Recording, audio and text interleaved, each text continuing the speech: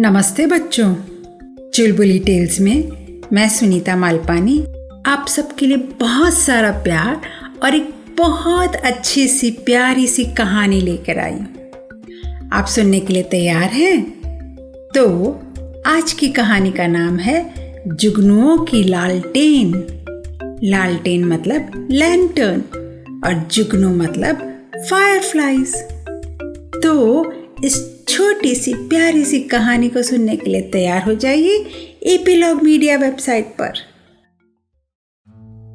Nathan अपने दादा दादी के पास आया था और जैसे ही वो उनके पास पहुंचा, नाथन ने पूछा, जब पिताजी यहाँ रहते थे तो क्या वो मेरी ही उम्र के थे?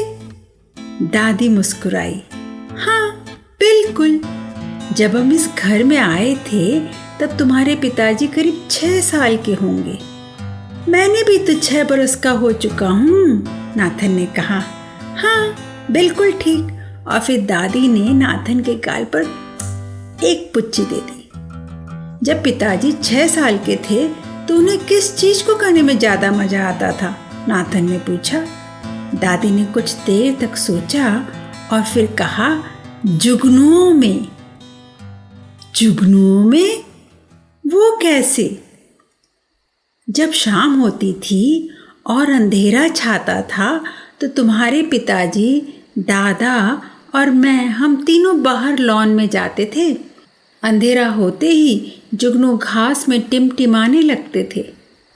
तुम्हारे पिताजी 4-5 जुगनू पकड़ते थे और फिर उन्हें एक कांच की बोतल में रखकर एक लैंप बनाते थे, और वो बोतल मैंने अभी तक संभाल के रखी है।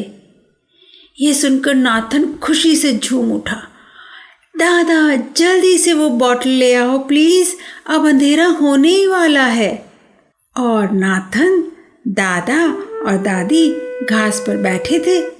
ऊपर आसमान लाल रंग का था। वो अंधेरा होने का इंतजार कर रहे थे और नंगे पांव बैठे थे। उन्होंने अपनी चप्पल बाहर साइड में झाड़ी पे खोल रखी थी। तभी एक लेडी बग नाथन के पैर पर चढ़ी। रेड कलर की लेडी बग। गोल फिंच चिड़िया सफेद फूलों के ऊपर मंडराई। एक तितली पंख फड़फड़ाती हुई उसके सामने से गुजरी। पास के ताल में से मेंढकों के टर टर टर्राने की आवाज आई।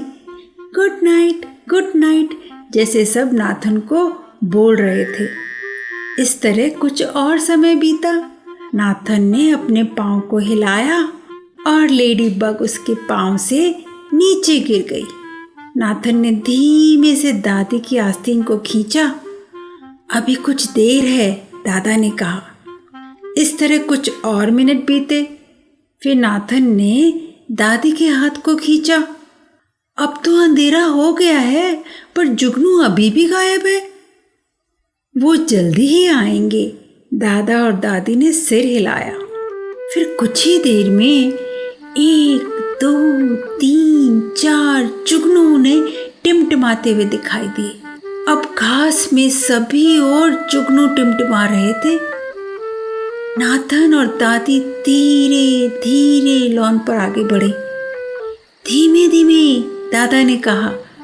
दादी को बोतल पकड़ने दो। फिर नाथन ने अपने हाथों में एक जुगनू पकड़ा। दादा, मुझे एक जुगनू मिला है और मैं उसे झिलमिलाते हुए देखना चाहता हूँ। जरा सावधानी से, दादा ने कहा। पर तब तक देर हो चुकी थी और वो जुगनू उड़ गया था। दादी ने फुसफुसाते हुए कहा, बिल्कुल तुम्हारे पिताजी जैसे। तुम अपने दोनों हाथ को एक दूसरे पर कस कर रखो और उसके बाद तुम जुगनू को बोतल में डालना। नाथन ने अगली बार वही करने का वादा किया और कुछ ही देर में बोतल एक लालटेन जैसे टिमटिमाने लगी। जुगनुओं की लालटेन पलंग के पास रखी थी। दादी ने नाथन को चादर उड़ाई। दादा ने नाथन के गाल पर पप्पी दी।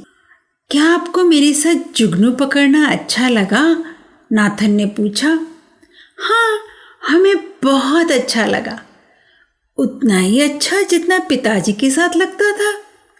हाँ, बिल्कुल वैसा ही। जब मैं सो जाऊं तब आप जुगनुओं को बाहर छोड़ दें। दादा और दादी मुस्कुराए। तुम्हारे पिताजी भी हमेशा यही कहते थे। मैं माँ और पिताजी को आपके साथ जुगनू पकड़ने के बारे में बताऊंगा, नाथन ने जमाई लेते हुए कहा। उसने जुगनुओं की लालटेन तकिए के पास रख दी। उसने अपने गाल को बॉटल के कांच से चिपकाया।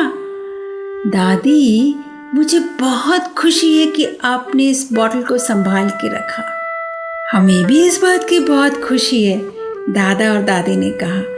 और फिर वे दबे पांव कमरे से बाहर चले गए। देखा बच्चों, कैसी थी कहानी?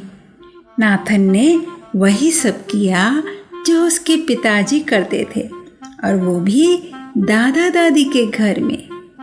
आप भी दादा दादी के घर में जाते हो ना, और क्या क्या करते हो हमें लिख के बताना। तो आप हमारी कहानियाँ सुनते रहिए एपीलॉग मीडिया वेबसाइट पे। फिर मिलेंगे। तो ये थी हमारी आज की कहानी, और हम जल्दी ही एक और नई कहानी आपको सुनाने आएंगे। तो हमारे साथ जुड़ते रहने की और नई कहानियाँ सुनते रहने की सूचना आपको मिलती रहेगी एपीलॉग मीडिया वेबसाइट पर, या आपके फेवरेट पॉडकास्ट स्ट्रीमिंग ऐप जैसे कि जियो सावन, एप्पल पॉडकास्ट और स्पॉटिफाई पर। तो अपने फ्रेंड्स को भी बताना ना भूलें, और हमारी कहानियाँ चुलबुली टेल्स पर सुनते रहें।